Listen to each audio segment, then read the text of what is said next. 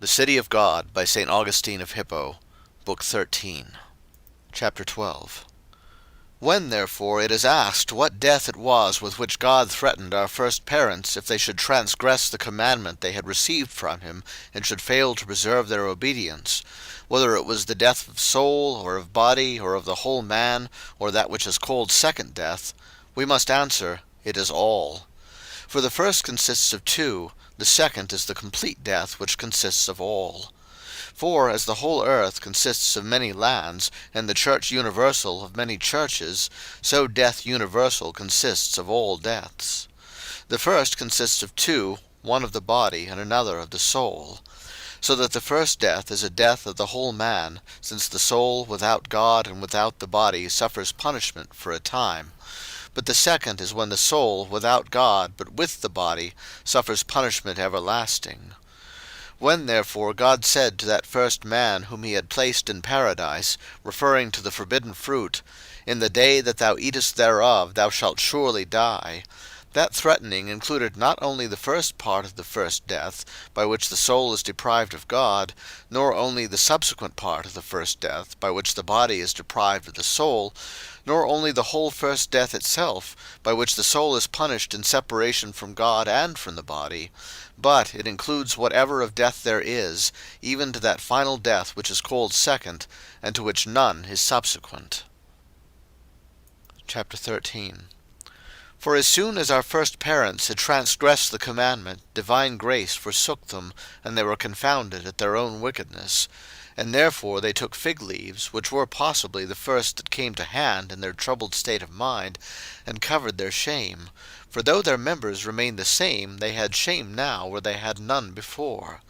They experienced a new motion of their flesh, which had become disobedient to them in strict retribution of their own disobedience to God. For the soul, revelling in its own liberty and scorning to serve God, was itself deprived of the command it had formerly maintained over the body. And because it had wilfully deserted its superior lord, it no longer held its own inferior servant. Neither could it hold the flesh subject, as it would always have been able to do had it remained itself subject to God. Then began the flesh to lust against the Spirit, in which strife we are born, deriving from the first transgression a seed of death, and bearing in our members, and in our vitiated nature, the contest or even victory of the flesh. Chapter 14.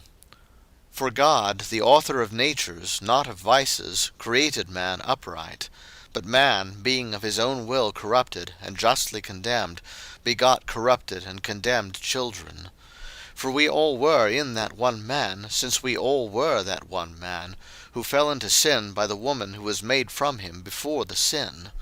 For not yet was the particular form created and distributed to us, in which we as individuals were to live, but already the seminal nature was there from which we were to be propagated. And this being vitiated by sin, and bound by the chain of death, and justly condemned, man could not be born of man in any other state. And thus, from the bad use of free will, there originated the whole train of evil, which, with its concatenation of miseries, convoys the human race from its depraved origin, as from a corrupt root, on to the destruction of the second death, which has no end, those only being excepted who are freed by the grace of God. Chapter 15. It may perhaps be supposed that because God said, "Ye shall die the death," and not deaths, we should understand only that death which occurs when the soul is deserted by God, who is its life. For it was not deserted by God, and so deserted him, but deserted him, and so was deserted by him. For its own will was the originator of its evil, as God was the originator of its motions towards good, both in making it when it was not, and in remaking it when it had fallen and perished. But though we suppose that God meant only this death, and that the words, "In the day ye eat of it, ye shall die the death," should be understood as meaning, "In the day ye desert me in disobedience, I will desert you in justice," yet assuredly in this death the other deaths also were threatened, which are its inevitable consequence. For in the first stirring of the disobedient motion which was felt in the flesh of the disobedient soul, and which caused our first parents to cover their shame, one death indeed is experienced, that namely which occurs when God forsakes the soul. This was intimated by the words he uttered, when the man, stupefied by fear, had hid himself, Adam, where art thou? Words which he used, not in ignorance of inquiry, but warning him to consider where he was, since God was not with him. But when the soul itself forsook the body, corrupted and decayed with age, the other death was experienced of which God had spoken in pronouncing man's sentence, Earth thou art, and unto earth shalt thou return. And of these two deaths that first death of the whole man is composed. And this first death is finally followed by the second, unless man be freed by grace. For the body would not return to the earth from which it was made, save only by the death proper to itself, which occurs when it is forsaken of the soul its life. And therefore it is agreed among all Christians who truthfully hold the Catholic faith, that we are subject to the death of the body, not by the law of nature, by which God ordained no death for man, but by his righteous infliction on account of sin. For God, taking vengeance on sin, said to the man, in whom we all then were, Dust thou art, and unto dust shalt thou return. Chapter 16. But the philosophers against whom we are defending the city of God, that is, his church, seem to themselves to have good cause to deride us, because we say that the separation of the soul from the body is to be held as part of man's punishment. For they suppose that the blessedness of the soul then only is complete when it is quite denuded of the body, and returns to God a pure and simple and, as it were, naked soul. On this point, if I should find nothing in their own literature to refute this opinion, I should be forced laboriously to demonstrate that it is not the body, but the corruptibility of the body, which is a burden to the soul. Hence that sentence of Scripture we quoted in a foregoing book, For the corruptible body presseth down the soul. The word corruptible is added to show that the soul is burdened not by any body whatsoever, but by the body such as it has become in consequence of sin. And even though the word had not been added, we could understand nothing else. But when Plato most expressly declares that the gods who were made by the Supreme have immortal bodies, and when he introduces their Maker himself, promising them as a great boon that they should abide in their bodies eternally, and never by any death be loosed from them, why do these adversaries of ours, for the sake of troubling the Christian faith, feign to be ignorant of what they quite well know, and even prefer to contradict themselves rather than lose an opportunity of contradicting us? Here are Plato's words as Cicero has translated them, in which he introduces the Supreme addressing the gods he had made, and saying, Ye who are sprung from a divine stock, consider of what works I am the parent and author. These, your bodies, are indestructible so long as I will it, although all that is composed can be destroyed. But it is wicked to dissolve what reason has compacted. But, seeing that ye have been born, ye cannot indeed be immortal and indestructible, yet ye shall by no means be destroyed, nor shall any fates consign you to death, and prove superior to my will, which is a stronger assurance of your perpetuity than those bodies to which ye were joined when ye were born. Plato, you see, says that the gods are both mortal by the connection of the body and soul, and yet are rendered immortal by the will and decree of their Maker. If, therefore, it is a punishment to the soul to be connected with any body whatever, why does God address them as if they were afraid of death, that is, of the separation of soul and body?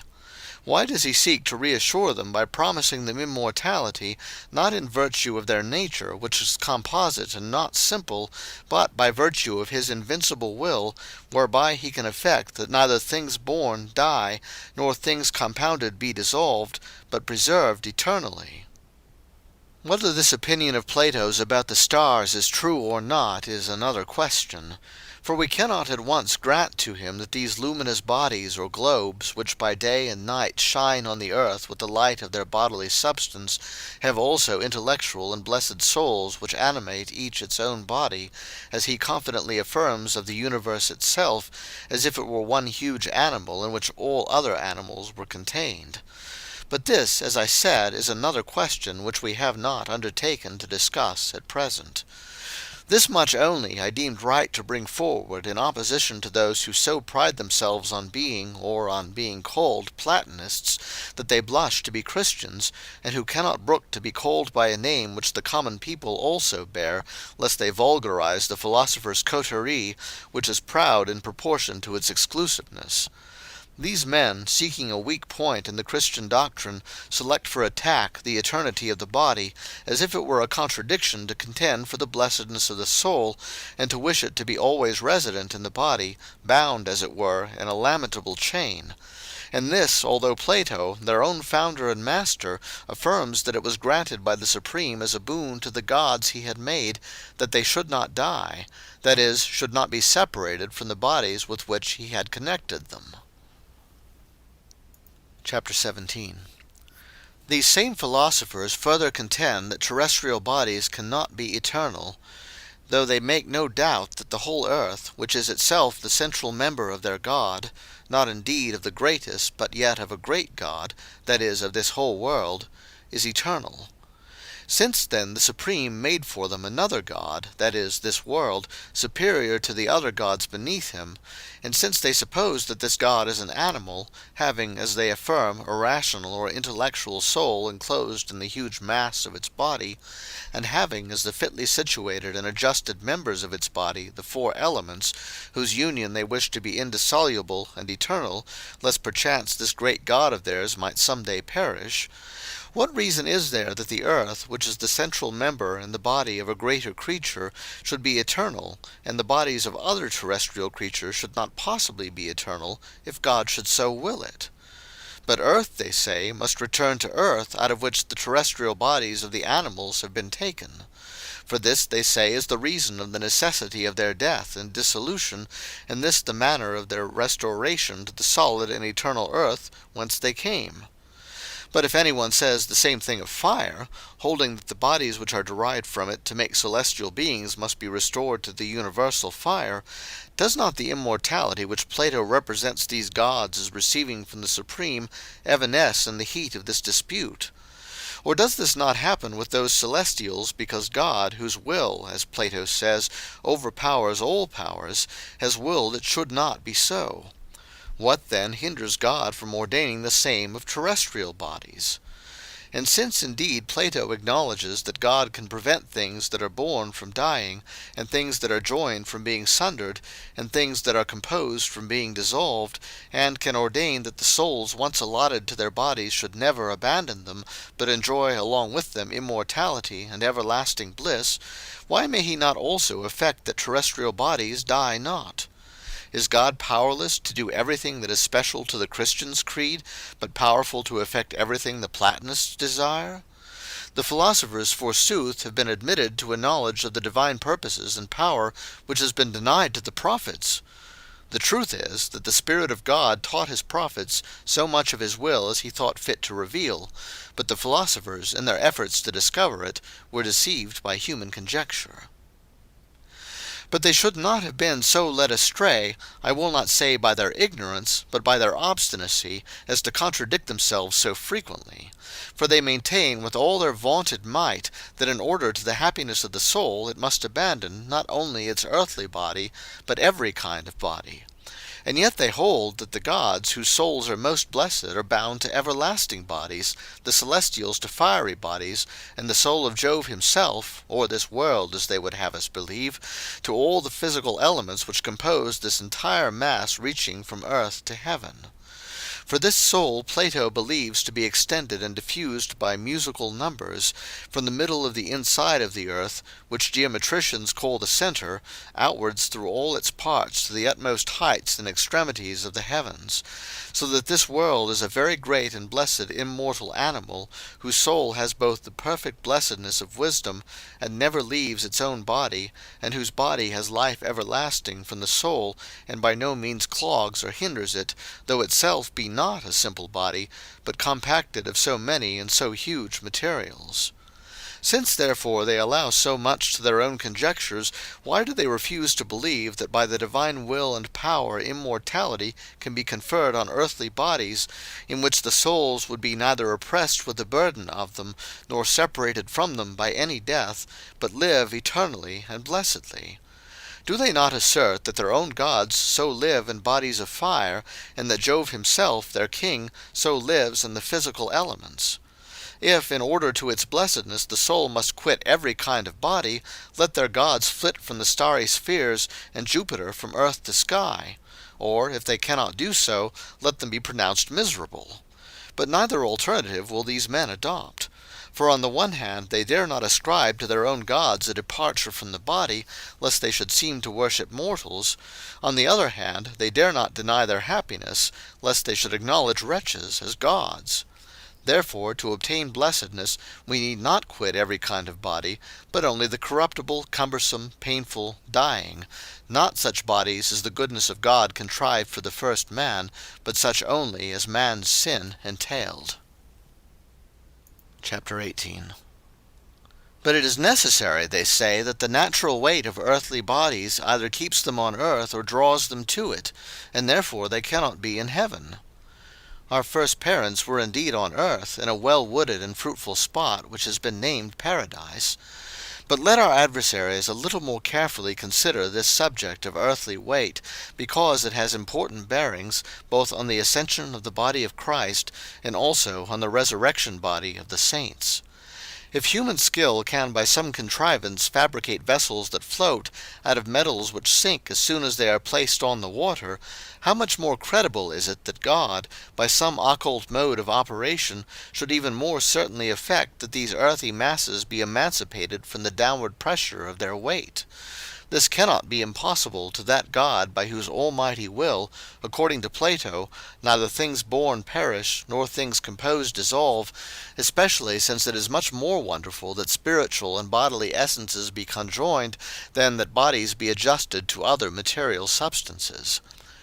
Can we not also easily believe that souls, being made perfectly blessed, should be endowed with the power of moving their earthy but incorruptible bodies as they please, with almost spontaneous movement, and of placing them where they please with the readiest action? If the angels transport whatever terrestrial creatures they please from any place they please, and convey them whither they please, is it to be believed that they cannot do so without toil and the feeling of burden? Why then may we not believe that the spirits of the saints, made perfect and blessed by divine grace, can carry their own bodies where they please, and set them where they will? For though we have been accustomed to notice in bearing weights that the larger the quantity the greater the weight of earthly bodies is, and that the greater the weight the more burdensome it is, yet the soul carries the members of its own flesh with less difficulty when they are massive with health than in sickness when they are wasted. And though the hale and strong man feels heavier to other men carrying him than the lank and sickly, yet the man himself moves and carries his own body with less feeling of burden when he has the greater bulk of vigorous health than when his frame is reduced to a minimum by hunger or disease.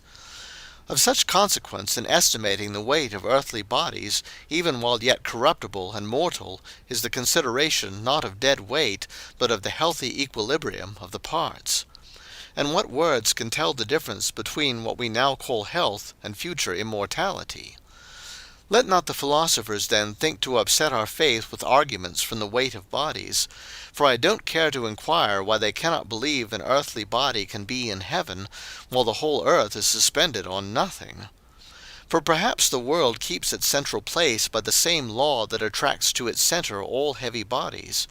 But this I say, if the lesser gods to whom Plato committed the creation of man and the other terrestrial creatures were able, as he affirms, to withdraw from the fire its quality of burning, while they left it that of lighting, so that it should shine through the eyes, and if to the supreme God Plato also concedes the power of preserving from death things that have been born, and of preserving from dissolution things that are composed of parts so different as body and spirit, are we to hesitate to concede to this same God the power to operate on the flesh of him whom he has endowed with immortality, so as to withdraw its corruption but leave its nature, remove its burdensome weight but retain its seemly form and members? But concerning our belief in the resurrection of the dead, and concerning their immortal bodies, we shall speak more at large, God willing, in the end of this work. Chapter 19. At present let us go on, as we have begun, to give some explanation regarding the bodies of our first parents. I say then that, except as the just consequence of sin, they would not have been subjected even to this death, which is good to the good, this death which is not exclusively known and believed in by a few, but is known to all, by which soul and body are separated, and by which the body of an animal, which was but now visibly living, is now visibly dead. For though there can be no manner of doubt that the souls of the just and holy dead live in peaceful rest, yet so much better would it be for them to be alive in healthy, well-conditioned bodies, that even those who hold the tenet that it is most blessed to be quit of every kind of body condemn this opinion in spite of themselves.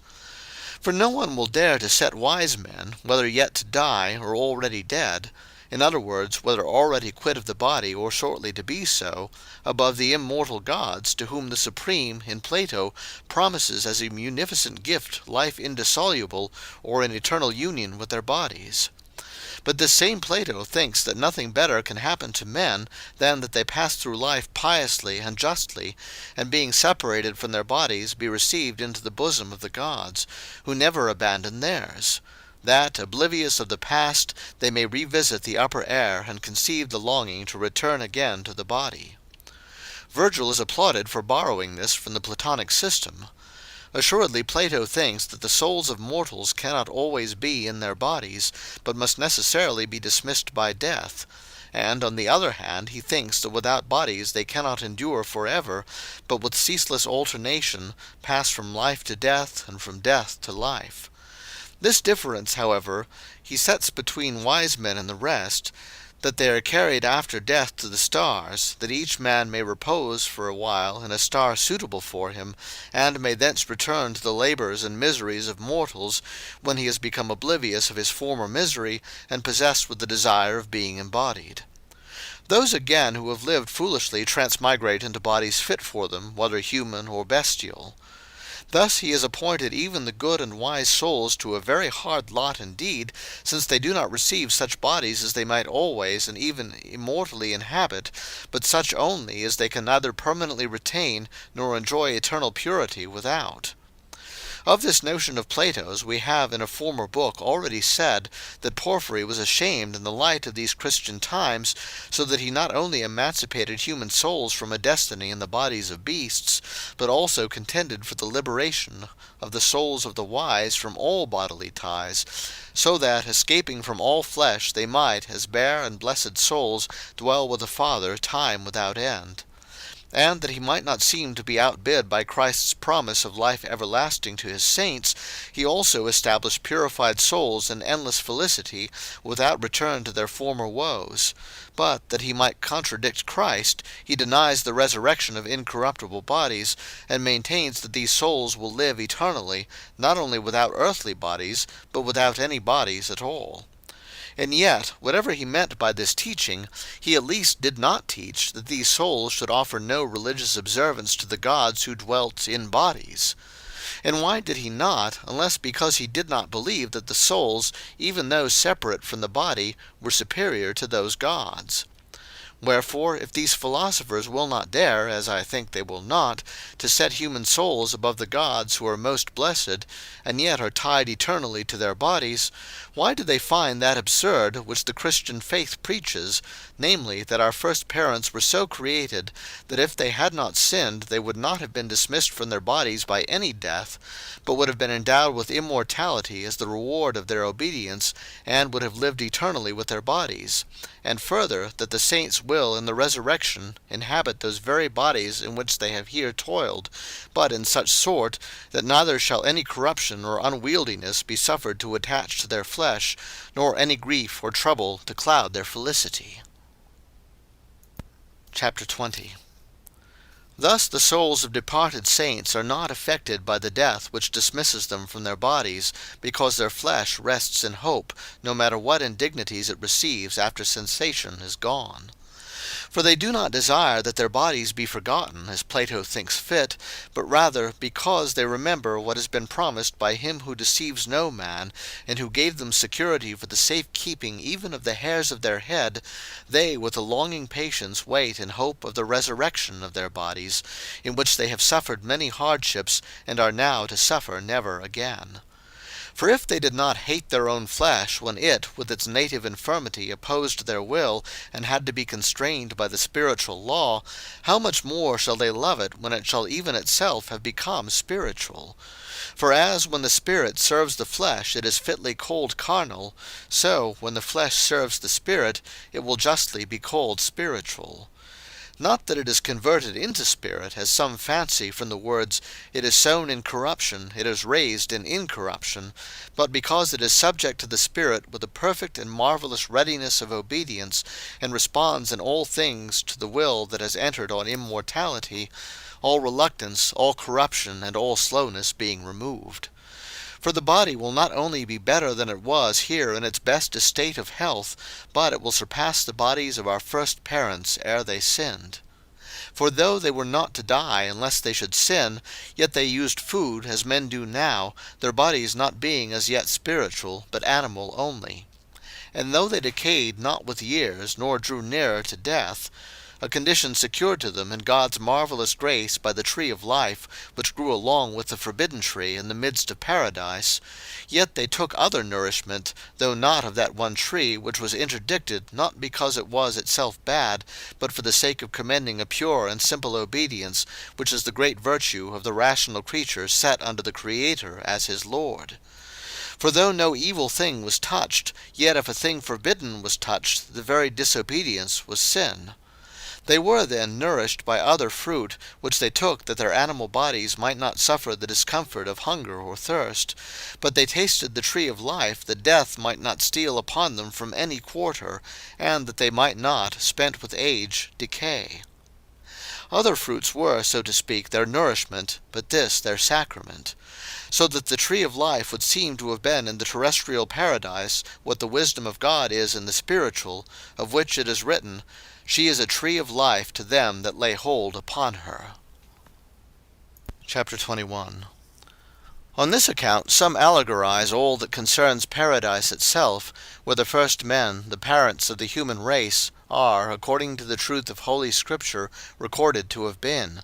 And they understand all its trees and fruit-bearing plants as virtues and habits of life, as if they had no existence in the external world, but were only so spoken of or related for the sake of spiritual meanings. As if there could not be a real terrestrial paradise, as if there never existed these two women, Sarah and Hagar, nor the two sons who were born to Abraham, the one of the bondwoman, the other of the free, because the apostle says that in them the two covenants were prefigured, or as if water never flowed from the rock when Moses struck it, because therein Christ can be seen in a figure, as the same apostle says, "Now that rock was Christ." No one then denies that paradise may signify the life of the blessed, its four rivers the four virtues, prudence, fortitude, temperance, and justice, its trees all useful knowledge, its fruits the customs of the godly, its tree of life, wisdom herself, the mother of all good, and the tree of the knowledge of good and evil, the experience of a broken commandment. The punishment which God appointed was in itself a just and therefore a good thing, but man's experience of it is not good. These things can also and more profitably be understood of the Church, so that they become prophetic foreshadowings of things to come. Thus paradise is the Church, as it is called in the Canticles. The four rivers of paradise are the four Gospels, the fruit trees the saints, and the fruit their works. The tree of life is the Holy of Holies, Christ. The tree of the knowledge of good and evil, the will's free choice. For if man despise the will of God, he can only destroy himself, and so he learns the difference between consecrating himself to the common good and reveling in his own.